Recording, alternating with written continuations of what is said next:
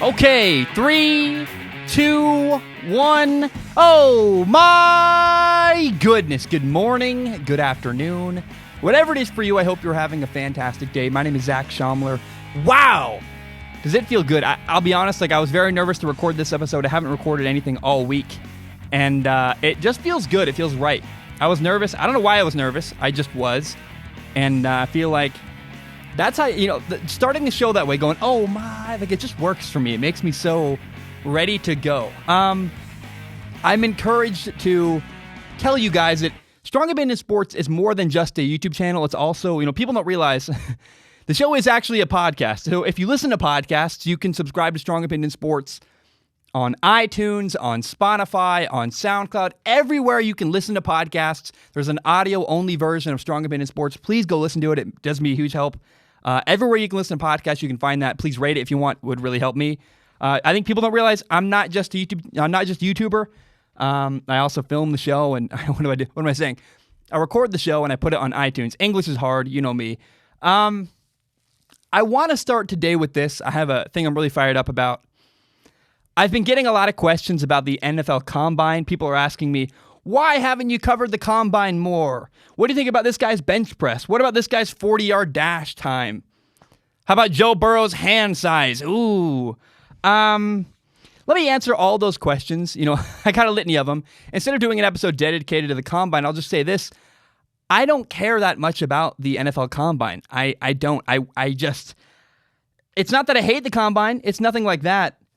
But a large majority of the stuff you hear coming out of the NFL Combine is nonsense. It just is. And I don't know. For example, Joe Burrow's hand size. It's an overstated storyline. Go watch the film. Do we need to really question Joe Burrow's ability to throw a football? We saw Joe Burrow play last year in college football. He literally had, I'm not even kidding, the best regular season in the history of quarterback in college football. Nobody's ever had a better quarterback season than Joe Burrow did last year. Who cares how big his hands are? I don't. And that's one of the leading storylines from the Combine was Joe Burrow's hands. I'm like, right off the bat, it was a bad start, and I was like, I'm not going to care. And the NFL teams I've talked to say that the most valuable part of the Combine is the interviews. They get to sit down and talk to young men that are getting ready to play in the NFL.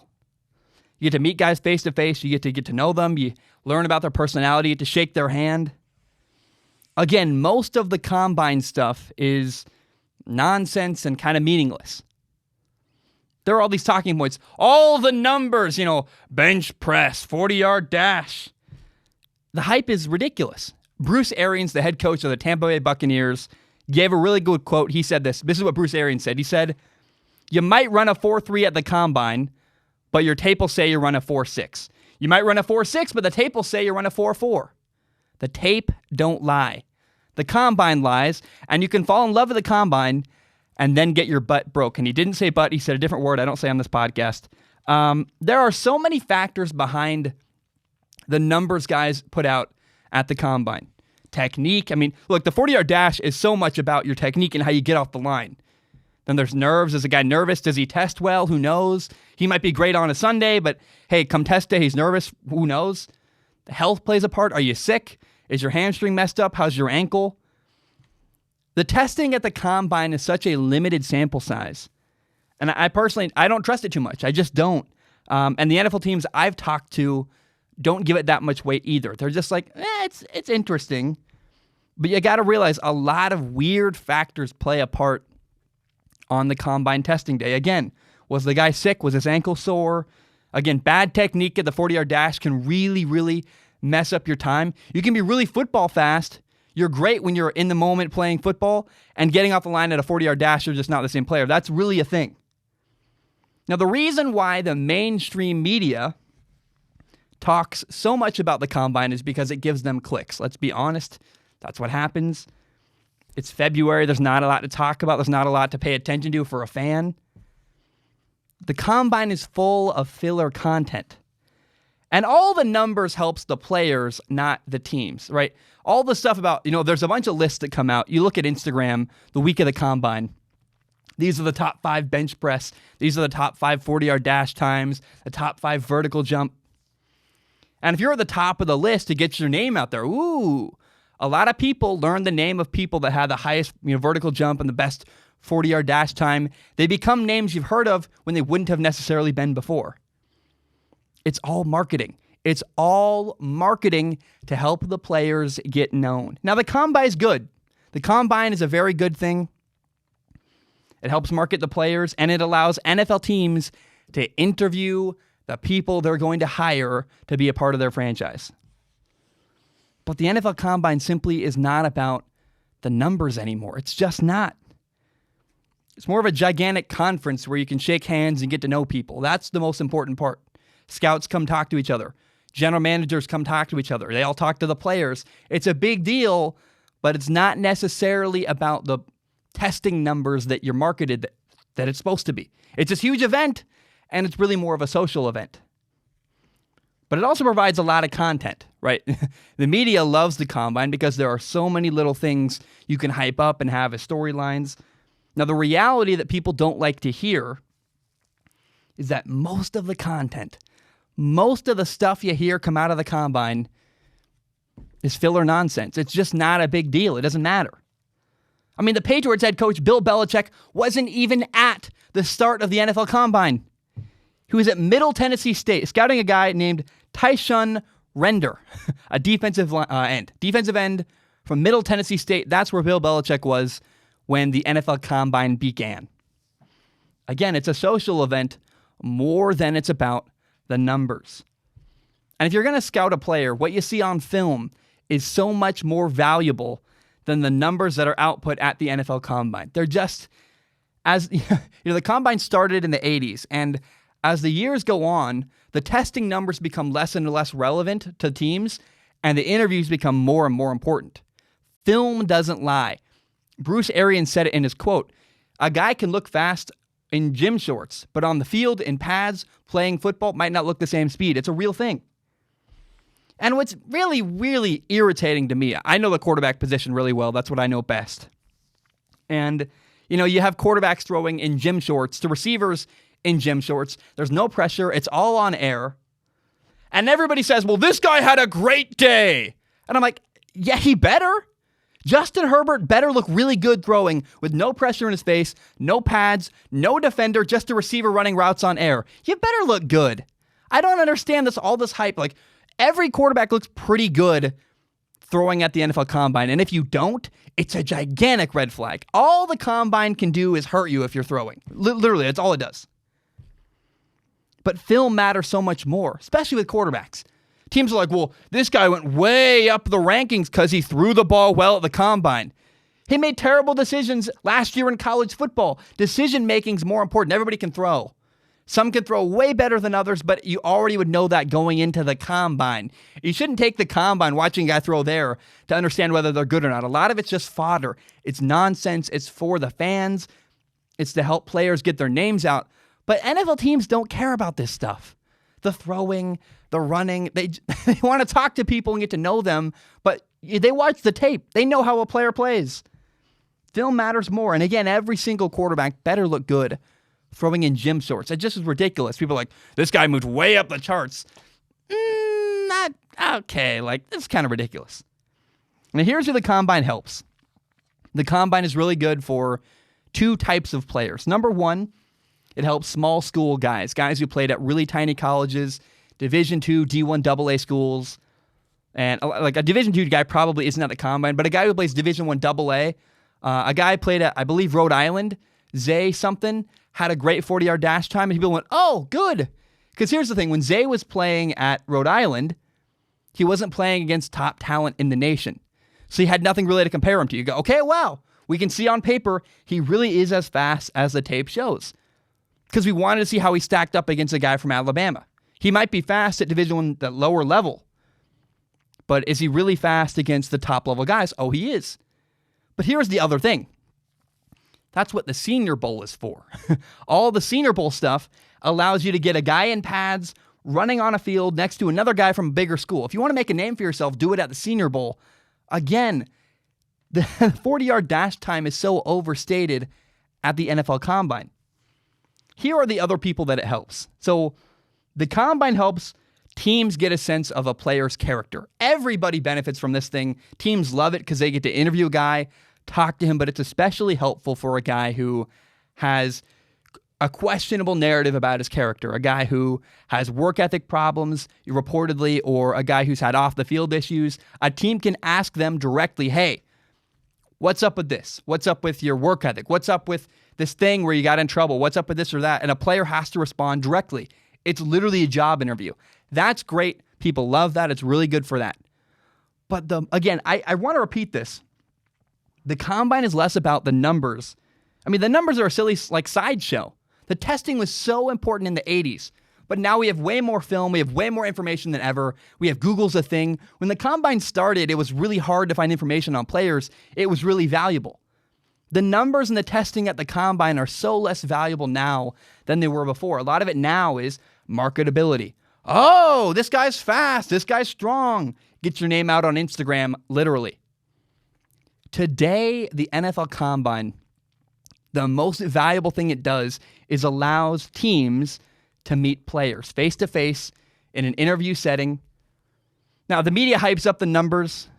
It gives them clicks. It promotes players. It's not a bad thing. The combine, all that stuff, the testing numbers, I'm giving it a hard time. It's good for the players. It allows them to market their names. But all those testing numbers, the 40-yard dash, the bench press, the 3-cone drill, it matters a lot less than people in the media like to pretend. The most important thing that happens at the NFL Combine is teams get to meet players face-to-face, shake their hands, and get to know them. That is the true value of the NFL Combine. Okay, this is Ask Zach. You might be wondering, what is Ask Zach? How does Ask Zach work? We are reading questions from Patreon supporters. How do you submit a question? You go to patreon.com/Zach Schaumler. It's $1 a month. You can give more if you want. It literally pays my rent. It's a huge deal. It really helps me. You can submit questions, and once a week I pick the top couple questions to read on the full episode of Ask Zach. That is today's episode. Now, if you donate, I do not guarantee to read your question on the show. I only guarantee to look at each question with my eyeballs, and then I pick the top couple, again, to read on the full episode. I pick whatever questions I find most interesting. I want to start today, though, with a message. I feel like it's important to address this because I haven't made a video all week. Haven't made anything all week. No podcasts, no videos, no nothing. And I want to address that because I do feel uncomfortable. I want to apologize. First of all, I am sorry. It's been a long week. It's been a long time since I made another episode of the show. I landed early on Monday morning from a long flight from New York City. And I learned a valuable lesson in all this travel that I did from New York and back and all this stuff. Creating content. A lot of people ask me questions about, where do you get this work ethic? Where does your motivation come from? And the reality is that making a show is a lot about momentum, more than I realized. The show is always going. I'm always writing. I'm always making stuff. And if I ever stop, getting started again is a really big problem. When I was in New York, after I went to the XFL game on Saturday, on Sunday, for the first time in a long time, I stopped. I stopped writing. I didn't write anything on Sunday. I stopped my process. It was weird and unusual for me. I was flying all day, traveling, didn't watch any of the games, didn't do anything. And, it's when you stop, it's really difficult to restart. It's kind of like kickstarting an engine to restart the creative process and get the wheels turning again. And, one of the personal issues I really struggle with is when I do laundry. I hate putting away my clean clothes. They pile up in my closet. I dump them in, and they're kind of just in front of the door, and I have to literally pick a time to go put them away. But if I start putting them away, I immediately put them away. It goes very quickly once I begin the process and start. Making the show is very similar. The starting part is hard. So I encourage you, if you're out there and you make content, understand that the hardest part is getting started. Once you get started, you can use the momentum and just keep going and going and going. So I apologize to everybody. I know it's been a long week. I haven't made any content this week. The New York trip really legitimately did kill me. I'll talk about the city of New York and my experience there. Down the road, there's a question about it. But I was exhausted, man. And, just getting going again was really difficult. But I always try to be honest and open with you guys. And I have a real personal battle where everybody in my personal life tells me I need to rest more, I need to slow down more, and they say I don't rest enough. And I trust them, so I try to listen to what they tell me. I go, okay, maybe I need to rest more. But I kind of feel misunderstood sometimes because I love what I do, and a lot of people in my life hate their job. It's just the truth. I'm one of the few people I know that legitimately gets up every day and goes, can't wait to do it. Can't wait to do my job. And for me, the job is all about creativity. It's all about passion. I'm really lucky that I that's my focus. That's my motivation. And I've been having this tug-of-war battle in my mind all week where like one side of my mind is saying, you're tired, you should rest. Everyone says you don't rest enough. And on the other side, I'm like, well, you want to work, you want to make stuff. And it's been a weird back and forth, and I'm still figuring out the proper balance. I honestly have no idea how to do any. I'm learning. I'm in a new profession. I'm still learning what I'm doing. I've only been doing this for 2.5 years. And that's been my personal struggle this week. I wanted to share that. I wanted to be open about that, rest and momentum, and there's all this stuff going on in my head. And I'm doing the best I can to just keep the show going. And I hope that story, if you're a creator out there, I hope you can relate to that. I hope it's interesting. I feel myself talking way too fast. I don't know if that's because I took a break from the show and haven't made a podcast in a while. I don't know. But I do recognize maybe I should ease off. I feel like I'm so intense today. But hey, I want to say thank you so much. I want to start with a question from Patrick. Patrick writes in. He says, "Hi, Zach. Today I have 2 questions regarding trips. Number 1, you said you're going to New York City to watch the Guardians play. I'd like to hear your opinion on New York City as a city because I know you're such a quiet guy who isn't that much into the traffic of such a huge city, and I personally was really overwhelmed by New York City, so I'm curious whether or not you hate the city." That's question number 1. We'll start with that. We'll come to the next one in a minute. I got to say, New York was fun. New York is a fun place to be. I was in Manhattan for the week, and it was fast. It was busy. I encourage you, if you can, at some point in your lifetime, you should see Manhattan. It really is one of those things where you just got to see it. I want to take my girlfriend to see it someday. I hope she gets to experience it because it is just a wonder. It's like, wow, this is a different pace of life even. It's crazy to me. And I want to say this, by the way. There's a stereotype about New Yorkers. I live on the West Coast of America, and I think the stereotype isn't quite right, where people say that New Yorkers are mean, and I just don't think that's true. New Yorkers are not mean. They're busy. They're doing stuff. Everybody in New York City is going somewhere or working on something or heading somewhere, or everybody is busy on some kind of personal mission. And so I would say just don't bother busy people. If you're busy, you're going to be mean and snap at somebody if they bother you because you're headed somewhere. You're working on something. You're busy doing stuff. I can relate to that so heavily, and so I don't think New Yorkers are mean. They're just busy. Leave the busy people alone. Now, I saw a cool sign as I got on the plane to return home to Portland, Oregon, where I live, and it said, "New York City, the city that never sleeps but always dreams." And I went, oh, that's cool. That's honest. That really is kind of how I feel about the city. It couldn't be more true. Everybody there, the people there, are fighting for their lives. It really feels like that when you walk around New York City. It's incredibly competitive, and I respect it. I just walk around and I go, wow, everybody here is busy doing something, and it makes you feel just really small. Now, my ego wants to say I could make it in New York City. Of course, I want to be able to say, yeah, I could do New York. I could make it happen. I could live in Manhattan. And maybe I could. I'm not sure I would want to, though. I just don't think I'm made to live in Manhattan. Just everything is tough. The weather's tough. The people are tough. Getting around is really tough.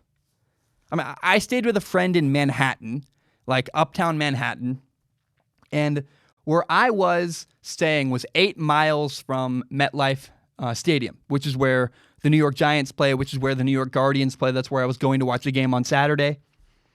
I had credentials. It was really fun, by the way. But I got to say, traveling to the stadium is such a bother. It's so hard. So it's weird. Where I live, 8 miles away, is not that far. 8 miles is that's a short, car ride. It's what, you'd be I don't want to do the math. 8 times 60, it's 10 minutes from where I live. 8 miles is not a big deal on the West Coast where I live. in New York, traveling 8 miles is like just a gigantic mission. You have to take 3 different subways and transfer multiple times, or you can take a bus, which takes forever, and you got to wait for the bus, which comes once an hour, or you could pay $75 to take an Uber to go 8 miles. It's insane to me. It's like, wow, New York City is just a different beast. You can't get around the same way.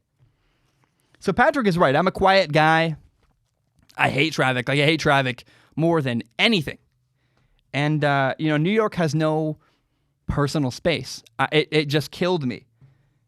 I have never been more tired in my entire life than when I was walking around New York City, walking around Manhattan, going to Penn Station, riding a train to Long Island, riding a train to a different place, riding a train to this place. I mean, just like, oh my gosh. A simple trip, which would have been a simple trip where I live, was just a gigantic burden. And so I really respect New York City.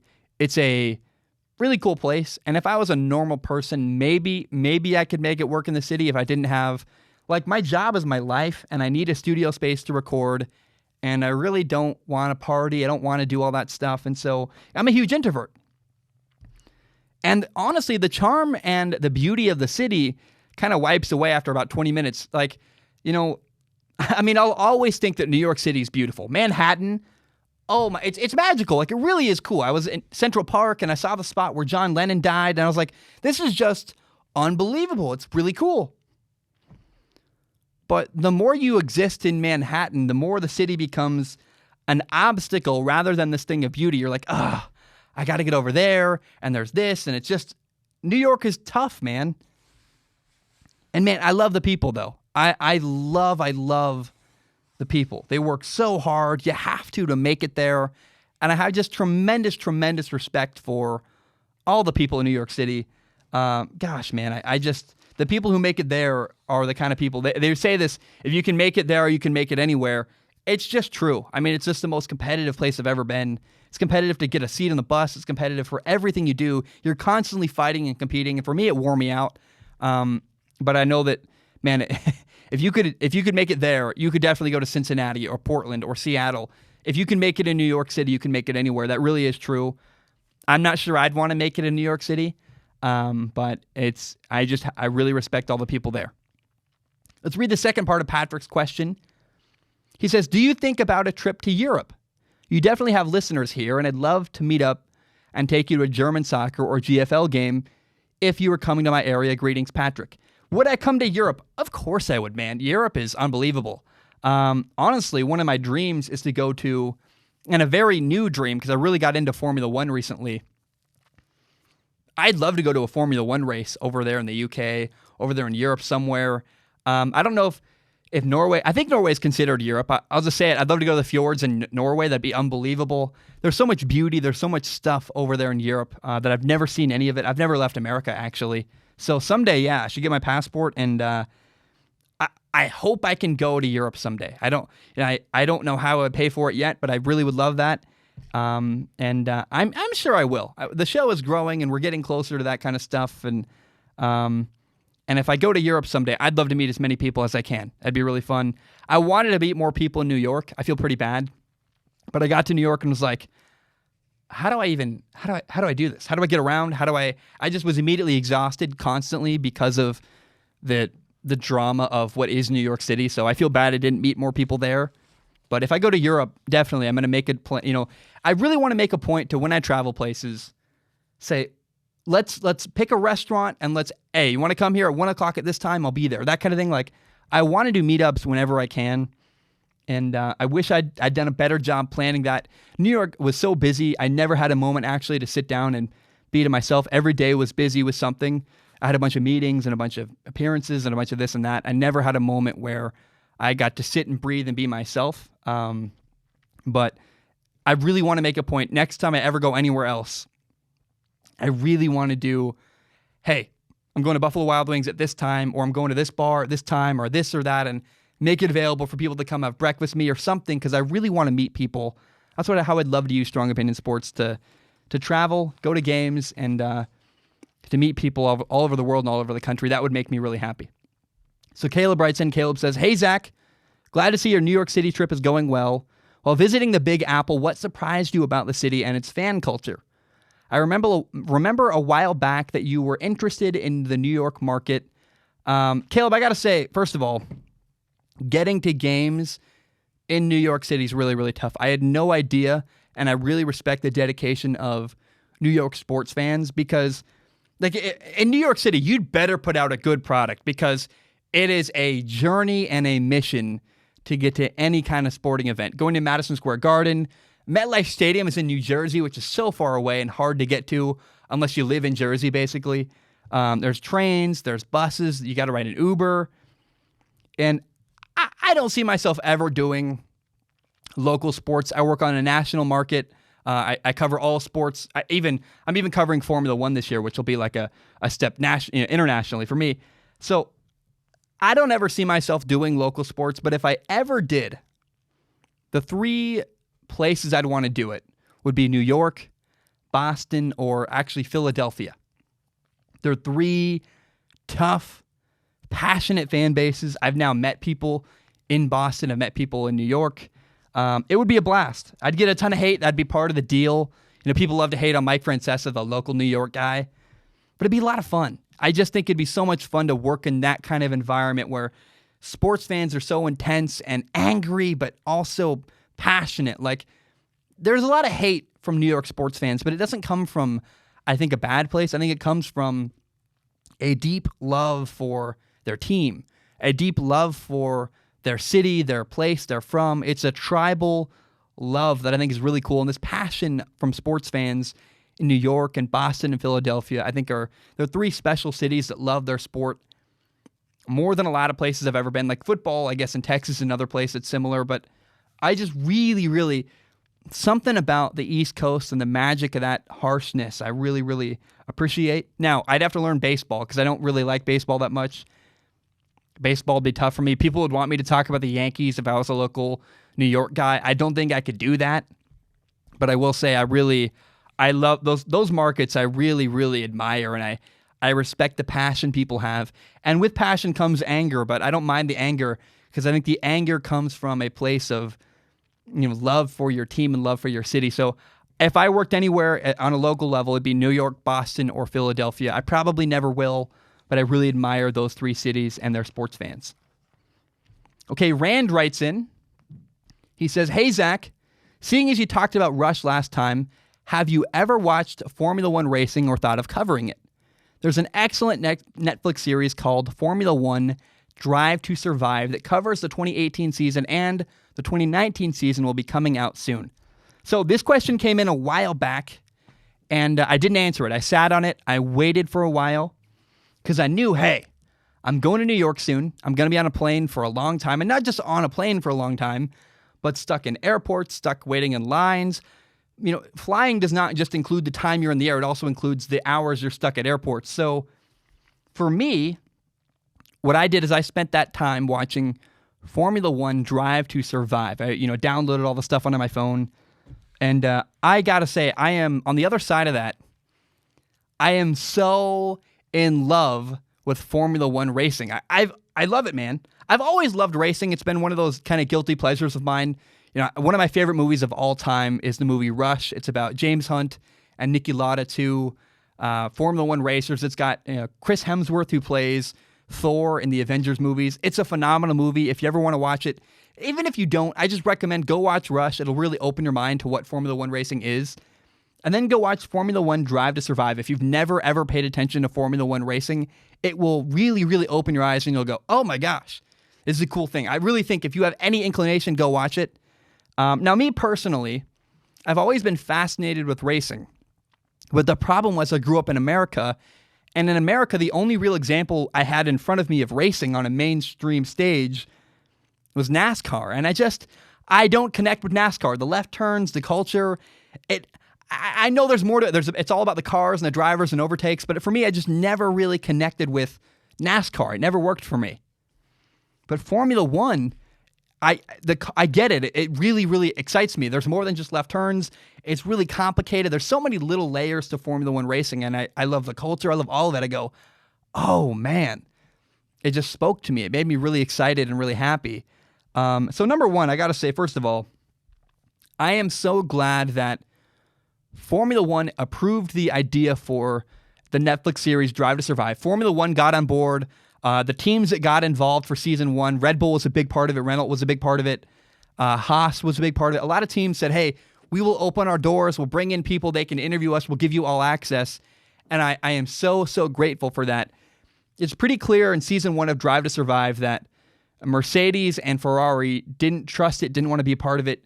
I don't know if maybe there was a barrier speaking English. I have no idea. But they kind of kept Netflix at arm's length. It's really cool that season 2 opens up with an interview with Ferrari. It opens up with an interview with Mercedes. Like, oh, wow. All that stuff is finally talked about. And that they, the two that kind of kept Netflix at arm's length, those two teams, Mercedes and Ferrari, opened up their doors for season 2. And I got to say, man, I'm so glad that Formula One made it happen to give Netflix access, because as a result, they got me as a fan. I became a fan of Formula One racing because of the Netflix series, and that's so cool to me. I love it. You got to see the faces of the drivers.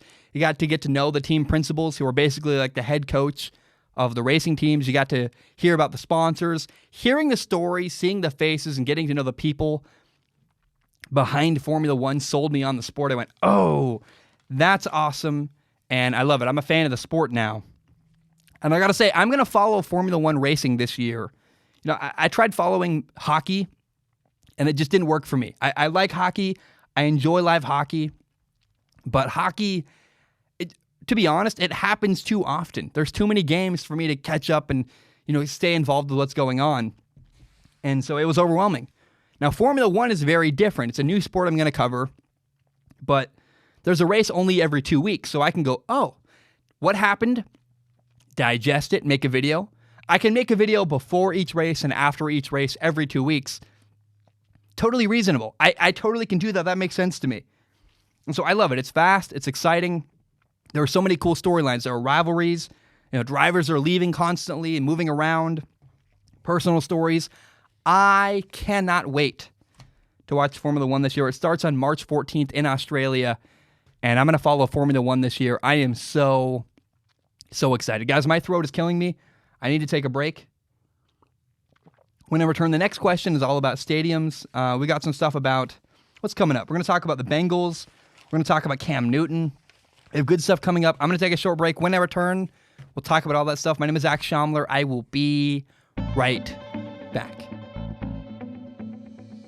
All right, we are back. I wanted to slow down the show a little bit. I feel like I've been talking way too fast. And so I want to get into a question from Andrew. Andrew writes in, he says, hey, Zach, what are some of the venues you've never been to and would want to see a game at?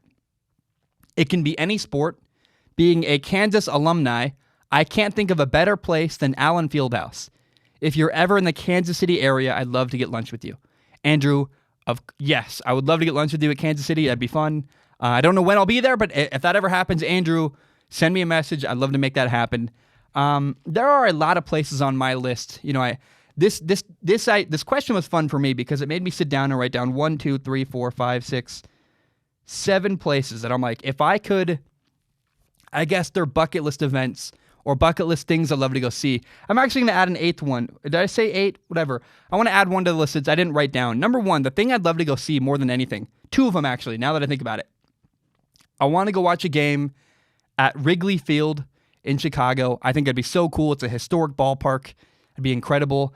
I'd also love to go see a Stanley Cup playoff game, really a Stanley Cup Finals game. I watched the Boston Bruins, Game 7 last year in Boston. I believe they lost, but the Boston crowd was just furious and loud and into it. And I'm like, man, I want to go watch a Stanley Cup playoff game. To be in a crowd like that would be so much fun, to hear the energy, the excitement. I live hockey is a special thing you can't really replicate. I'd love to see that. And that's no particular place. Now, what are the venues I'd like to go see? Wrigley Field's one. I'd love to go see Lambeau Field. I'm moving to Cincinnati this fall. That's my big move I'm really excited for. And because it's closer to Lambeau Field, I'm going to make it happen. I'm going to go watch a game at Lambeau Field this fall. I'm so excited for that.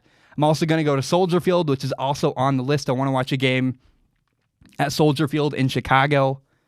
Another game kind of on the bucket list things to do, two of them actually. I want to go watch a primetime night game at LSU in Death Valley. It'd be unbelievable. The crowd there, it looks epic. I watched the LSU game. I can't remember who they were playing. I watched an LSU game in Death Valley this year, and I just went, oh, man. That looks like an incredible atmosphere. I'd love to be there. I also want to go to a night game at Georgia. I believe it's called Sanford Stadium. I watched Georgia host Notre Dame last fall at night. And they do this cool thing where they cycle the lights on and off. And they have these red lights that fill up the whole stadium. I was like, man, I would have loved to be in that stadium for that moment. Hearing the crowd, those red lights with the lights off. It just was so cool to me. I'm like, I want to go to a night game at Georgia someday. I think the next stop after Cincinnati, I'm going to move to Charleston, South Carolina, which I think is close enough to drive to Georgia. I don't know, but I think it's possible. That'd be really cool. I want to go to watch the Celtics at the Boston Garden. That'd be unbelievable. I'd love that. I want to go to Fenway Park to watch a Red Sox game. A burger, probably a hot dog, a beer, maybe my dad at Fenway Park. I don't care what game. It can be a game with terrible teams I don't even care about. I just want to be at the venue. It'd be really, really cool. Now, here's the most crazy one that I don't know, which is interesting. I would pick Fenway over Yankee Stadium for sure, because Fenway's older. Like, Fenway's way cooler. There's a new Yankee Stadium. It's not as special to me. Fenway Park and Wrigley Field are like iconic, old, special stadiums. I want to see those before I die for sure. I'd love to take my dad. My dad and I are so close. To have a beer and a hot dog with him at Fenway Park, it'd be unbelievable. Now, here's the crazy one. I'm not sure how I would ever make this happen. I just don't know, because it's because I've seen this. The event I'm going to mention next is one I've seen in movies, and I watched like in the movie I watched Iron Man 2. Elon Musk is there. It feels like a gigantic rich guys club, and I have no idea if I would even fit in or even ever be able to afford to go to this thing, let alone get a credential to go. I don't know. But it would be so cool for me. Like, would I even fit into the crowd of this? I have no idea. I'd love to go watch a Formula One race in Monaco. I just it's just the most beautiful, crazy spectacle I can think of. I don't know if I'm ever going to be in a position financially where I can go watch a Formula One race in Monaco. That'd be insane, but it would be so cool to go to Monaco and watch cars do what they do in Formula One that quickly on that track, in that city, on the water, in that location, would be just like I don't know. I think that's, as weird as that is, I'm a football fan. I love basketball. I'd love to go to a baseball game at Fenway Park. But for me, actually, the top of the list, the most cool thing, because it feels the most foreign and the most impossible for me to do, would be go to watch a Formula One race at Monaco. Because everything else on the list feels like, you know what? At some point in my life, I can do that. I can go to Lambeau. I can go to Soldier Field.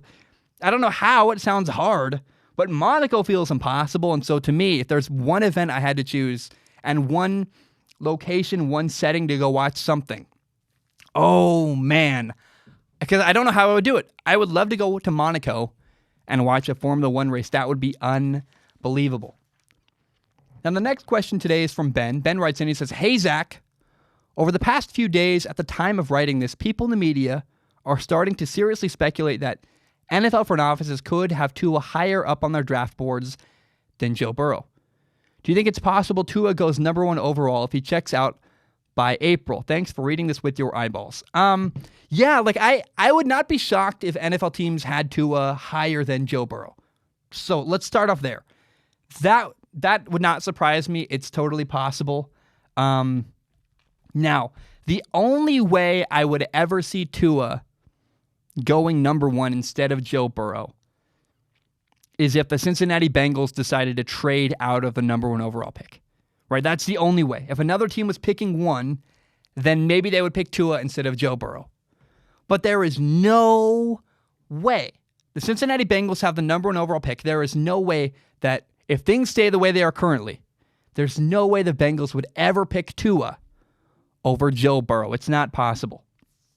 Joe Burrow is a local Ohio guy. The Cincinnati Bengals owner, Mike Brown, really cares about that kind of stuff because he's really concerned with selling tickets, selling jerseys, the business side of the Bengals he really cares about.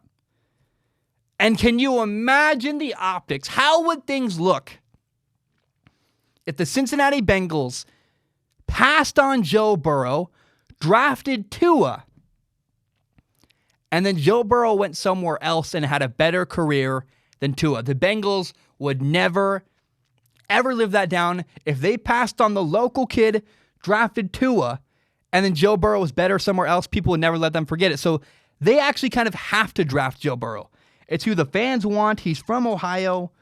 He also had literally the best season of all time by a quarterback in college last year. There's zero chance that Cincinnati passes on Joe Burrow number 1 overall. The only way that Tua gets drafted before Joe Burrow is if maybe Joe Burrow gets catastrophically hurt tomorrow in a car accident. That's awful. That's the only way I could see that happening. But that's not going to happen. That's a very weird scenario. And of course, I don't want that to happen. The only other way it would happen is if another team traded with the Bengals to have the number 1 overall pick. Another team might pick Tua, but there's zero chance that the Bengals would ever draft Tua before Joe Burrow. They're not going to pick the local kid that the fans want that has every reason to be the number 1 overall pick. The Bengals are drafting Joe Burrow. There's no way they draft anybody else. And so I don't see a scenario where Tua is drafted ahead of Joe Burrow. I just don't think it's going to happen. Justin writes in, he says, what are your thoughts on the relationship between Cam Newton and the Carolina Panthers? Some fierce posts from Cam on his Instagram quoting him as saying, all they want is a little commitment. Matt Rule came out Tuesday morning saying he's excited to work with Cam and hopes he's on the roster. Any thoughts? Yeah, so Cam Newton came out, he said on Instagram, all I want is a little bit of commitment. And then very, very quickly, as a response, the Carolina Panthers YouTube channel put out a video called Matt Rule is excited to work with Cam Newton, where Matt Rule came out and said, the head coach of the Panthers, said, yeah, I like Cam. I want to work with Cam.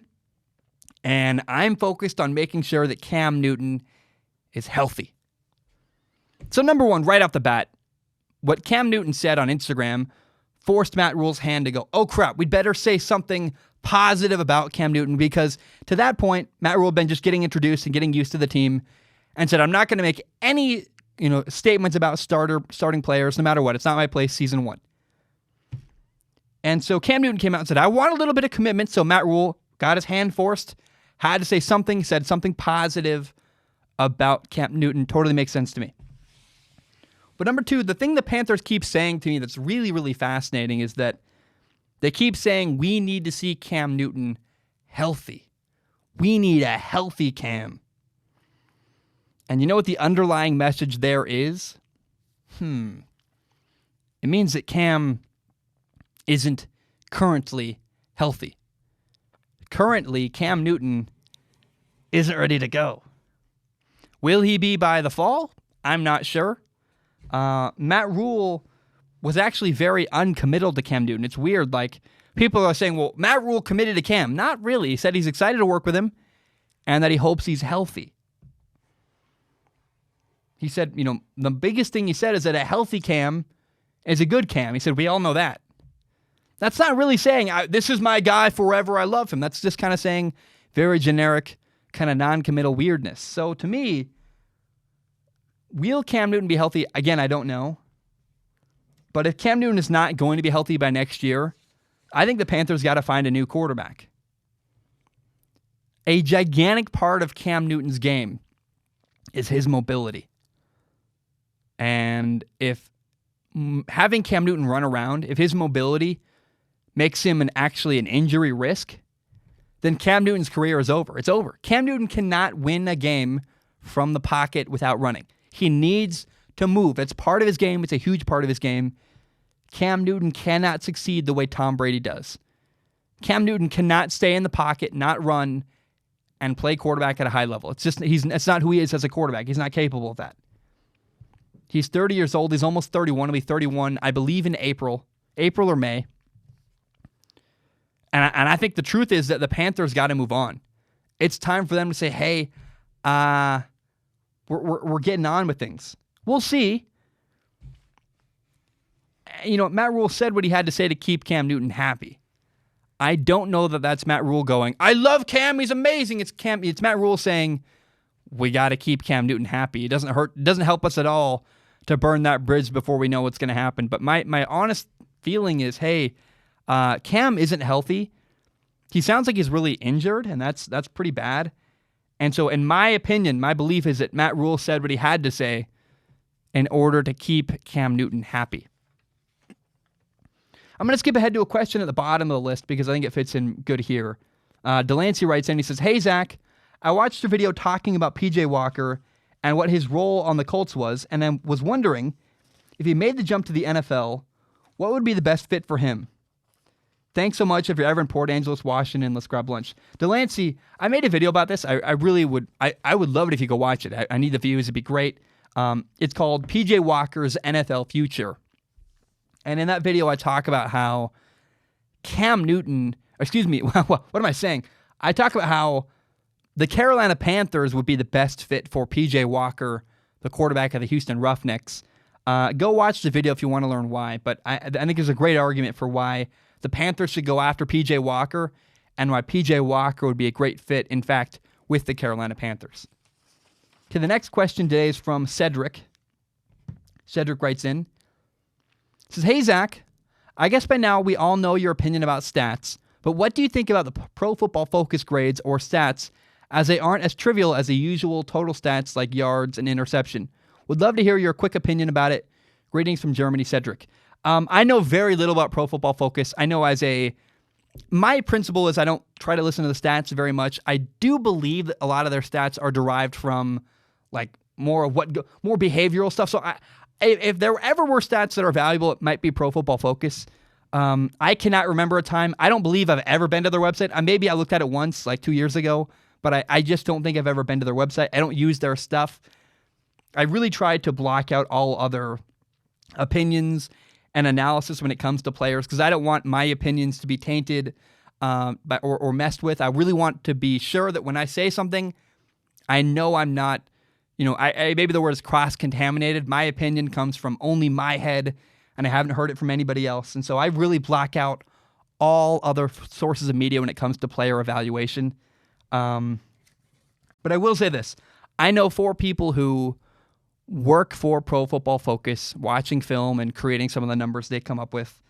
And the people I know that work for Pro Football Focus are people that know the game of football, that have significant experience in coaching or as players, and I really respect their football minds. And so my limited exposure to Pro Football Focus, I would assume that those guys who know football really well and have really good heads on their shoulders, I would think that carries over to their work. And it would really make me think, okay, probably the stuff of Pro Football Focus is quality because the people they employ that I know are quality. Now, here's what I struggle with. Everyone sees things differently. So, IGN is a gigantic company that writes about video games, and they have hundreds and hundreds of people doing reviews of video games. And so it's very inconsistent from review to review. It's all different perspectives all the time. And consistency is tough when you have that many people lending that many eyeballs to all these players. And so my one thing, I prefer a consistent voice that I can trust. So it sounds like me advocating for myself, but I'm saying when I follow video games, I listen to one person who I know and built rapport with. And so if he likes this game, I'll probably like it. If he doesn't, I probably won't like it. And it's a consistent thing to judge on. With Pro Football Focus, there are so many people that maybe you get a variation. I don't know. I've never used a product, but that'd be my one fear. Maybe is that there's a lot of variation because you have so many hands touching so many different things. But I also can't cover every player. So if you're saying comparing me to Pro Football Focus, they do way more than I do. They're just their library is gigantic. I got nothing against Pro Football Focus. My guess is, I know some people who work for them. The people I know who work for them are really good people that I respect. And so I would assume that carries over to all their employees. And I got nothing but respect for the people I know who work for them. And so that's everything I've ever felt about Pro Football Focus. I literally barely ever think about them because, again, I don't worry about other people in the industry. But I have nothing but respect for what they do. And the people I know who work for them are good people. They're nice people. And I really respect the way that they look at the game of football. Landon writes in. Landon says, "Hello, Zach. Just a simple question. What's your favorite NFL uniform?" I have 4. I absolutely love throwback uniforms. Really, any and all throwback uniforms are good to me. There are 4, though, that stand out in my mind. Number 1, the Packers helmets, or the Packers uniforms, the throwback uniforms with the brown helmets. They have the blue jersey. There's that yellow circle on their jersey with the number in it. Oh my gosh. I love that throwback uniform. I really like the Steelers throwback uniforms with the black and yellow stripes. A lot of people hate them. I don't get it. I think it's fun. I think it's cool. They look kind of like bees running around. I love that uniform. The Redskins are a personal favorite of mine. I think honestly that the Redskins throwback uniforms are actually better than their current actual uniforms. I don't know why they don't just wear those all the time. They have this rich, burgundy top with a white outline of the numbers. It's really easy to make out, really pretty. And they have these boring, tan pants on the bottom. It just looks really cool. I love the Redskins throwback uniforms. And then I want to give a special shout out to the New England Patriots. Maybe the most beautiful throwback uniform. They have this red top with a white helmet and white pants. And they have the old throwback, logo of the Patriots logo. And oh my gosh, it looks so cool. The red Patriots throwback uniform. I've even seen people with the hat. When I was in college, a lot of people had the Patriots hat with the logo of the Patriots on it. I went to Washington State, it's very telling. If people at Washington State University in Pullman, Washington, on the West Coast have that hat, then it must be a really cool hat. So a lot of people had that hat when I was in college, and oh my gosh, it's just beautiful. The Patriots throwback uniform is gorgeous. So my 4 favorite uniforms in the entire NFL are all throwback uniforms. The Packers throwback, the Steelers throwback, and then the Redskins and the Patriots have the 2 best throwback uniforms. And the Redskins throwback uniforms, they're better than their actual uniforms. I love them so much. I wish they'd wear them more. Those are my favorite uniforms in the entire NFL. Okay, Tim writes in. Tim asked me a question about the Lions. Oh, bless his soul. Tim writes in, he says, "Hey, Zach, I have followed and stumbled onto your show about a year and a half ago and was instantly hooked. Thank you for making your show and love your love of football. My question is, in December, the Fords sent a letter out to the public stating they wanted to win. As a guy who came out of the womb in a Barry Sanders jersey, I would love nothing more. The letter states winning a playoff game isn't enough. Do you think it's possible the Lions could be a contender for the Super Bowl within the next 3 years? Again, thank you so much, Tim." Could the Lions be Super Bowl contenders within 3 years? Yeah, absolutely. Yes, they could. That's the beauty of the NFL. That's why the NFL is one of the most incredible, I think, special sports in the world, is how easily and how quickly a team can turn around their fortune. It's very rare to see another league where, the 49ers in the last NFL draft drafted number 2 overall. They had a horrible year. The next year, they were in the Super Bowl. Unbelievable. That's the power of the NFL. It's so cool to me. And I like the sentiment from the Lions that winning a playoff game isn't enough. But the truth is, I will also say the Lions, the first step to winning a Super Bowl is making the playoffs, right? I hope the Lions have a focus on, but I think that's not the point, right? The point is that the Lions are not satisfied with being good enough. They want to be great. And I really admire that, but they got to be good enough first. But I will say, I'm not sure how to explain it any better than what I'm about to say. This is honestly really weak analysis, and I apologize for that, but I just don't have a better, I got asked a question, I don't know how to say this better yet. I'm sure as I ponder it and think about it in the coming months, it will hit me and I'll figure it out. But the Lions have a different vibe. Since they hired Matt Patricia to be their head coach, things appear to be different. And with player moves, with little subtle things they say as a franchise, there's been a consistent approach like, hey, we are trying to change things in Detroit. And the Lions culture needed to change, and that takes time. So maybe what we're seeing is maybe the Lions culture has been changing ever so slowly. And we might not have seen results yet on the field, but I do believe something turned a corner in the Lions franchise. I can't figure out why. I can't put it to words yet, but there is something to me that goes, the Lions feel different. And I think maybe it's because they started off so great last year. The Lions at the beginning of last year were phenomenal, and then things went downhill. Their quarterback got hurt, Matthew Stafford, and they kind of spun out of control at the end of the year. But I really think that there's something to the Lions. They're not just keeling over and dying. They really are fighting. Now, that's not saying a lot. Every team in the NFL wants to win. But, and I got to say, by the way, about Matthew Stafford, I think he's a good quarterback. I think Matthew Stafford is quality. I think he's been victim of a bad franchise for a long time. I'd put him maybe in the same category with Carson Palmer and Tony Romo, two quarterbacks, solid quarterbacks who've been underappreciated and played on some really bad teams over the years. But the Lions' progress is something to watch. They really are. The attitude has changed. When they hired Matt Patricia as a coach, I mean, look, again, I said it before earlier in the topic, like, every team is trying to win. So, of course, the Lions are trying to win. But there's something to it, man. Will they win? I have no idea. I'm not sure. The Lions might fail. But I am really curious to see the future of the Lions. It seems like they're trying to change things. Are they going to? I don't know. And again, every team's trying to win. That's a very weak analysis. I acknowledge that. But I want to just keep the Lions on your mind. Something's happening there. I don't understand it fully. I don't know what it is. Maybe I got to talk to some beat writers in Detroit first and get a sense of what they're feeling and figure that out. But something's going on in Detroit. I don't have any friends in the building. I know nobody there. But I just get a different sense from the Lions, and I wish I could put it to words better. I apologize that I can't. But pay attention to the Lions. I think they're trying to make something happen there, like everybody is, but something feels different. I can't put it to words. Pay attention to the Lions moving forward. Okay, maybe two more questions? Yeah, two more questions. Number one's from Jake. Jake writes in, he says, "Hey, Zach, what players do you think will be the face of the NFL in the coming years?" And then he says, other than Patrick Mahomes. Other than Mahomes, I'm not sure, because I think Patrick Mahomes is so clearly already the face of the NFL. Maybe Russell Wilson. Russell Wilson comes to mind. He's like a Drew Brees level guy.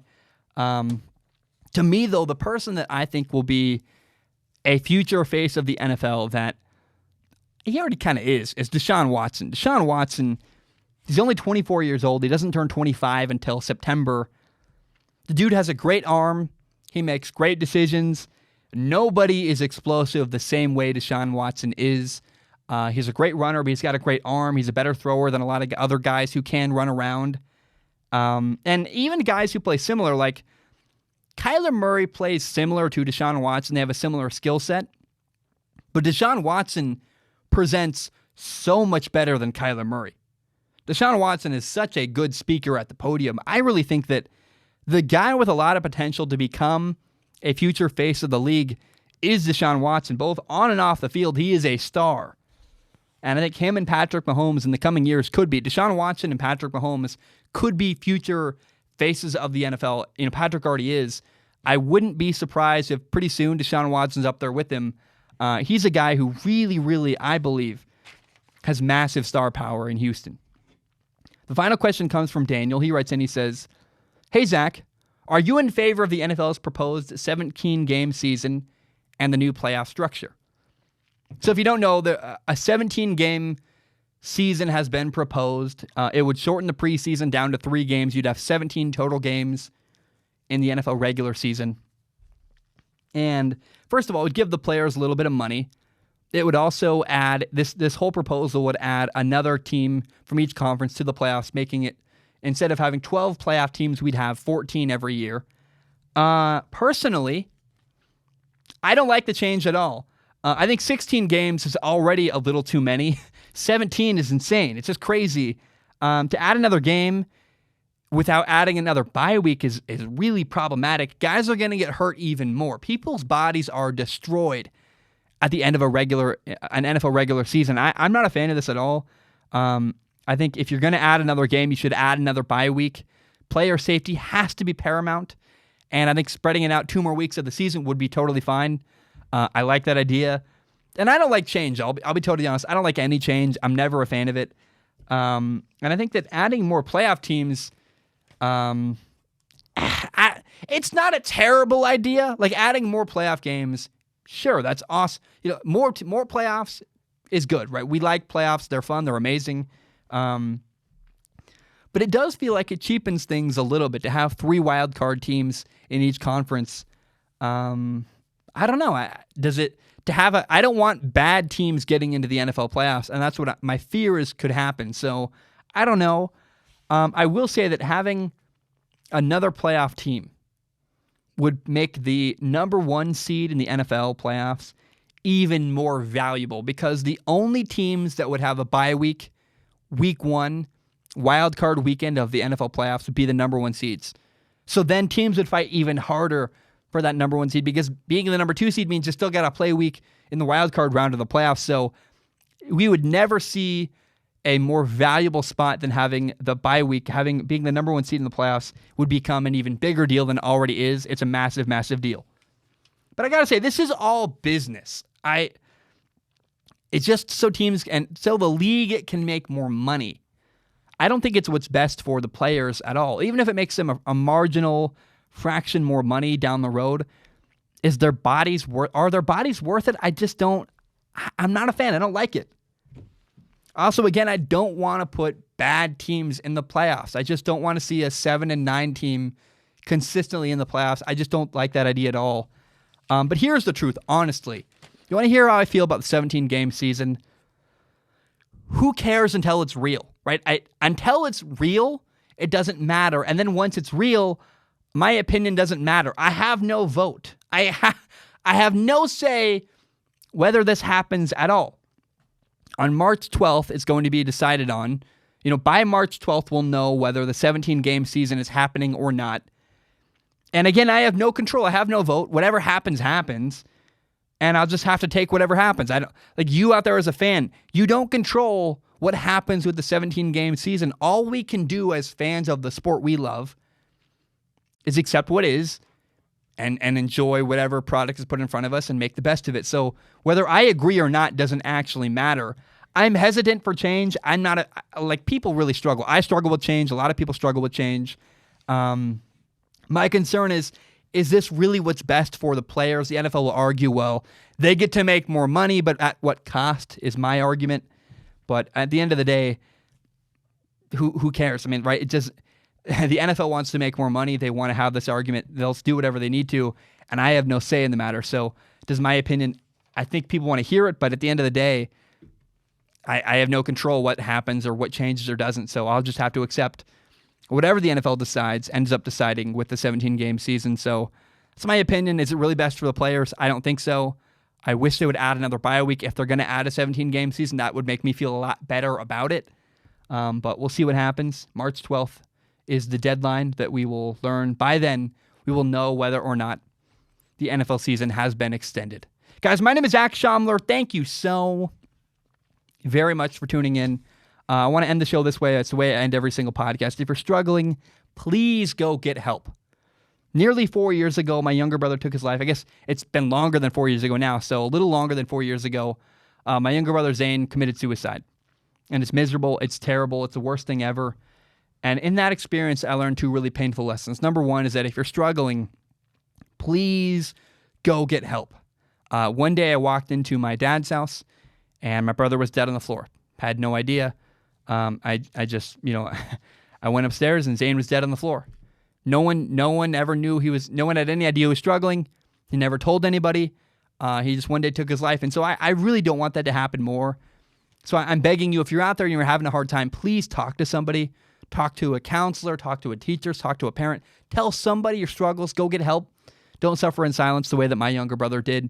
If you have nobody else to talk to, as a last resort, if there's really no one you can talk to, you can call the suicide hotline, which is 1-800-273-8255. The suicide hotline is 1-800-273-8255. If you have nobody to talk to, truly, call that number. Go get help. Please do not suffer in silence. Before you do anything, please go get help. I'm begging you. Please go get help. Now, the other thing I want to say is I didn't make it clear enough to my younger brother that he could talk to me. My brother and I hung out constantly. We played Halo together. We worked together, played high school football together. And all our conversations revolved around sports or movies or girls or video games. And we didn't have conversations with a bunch of depth. And so I really regret that. And I encourage you, if you're out there, don't be afraid to have conversations with more depth. Don't be afraid to tell the people in your life you love them, give people hugs, say, hey, I love you, I care about you. And if you're having a hard time, you can always come talk to me. I encourage you, if you're out there, don't be afraid to tell people in your life how much they mean to you.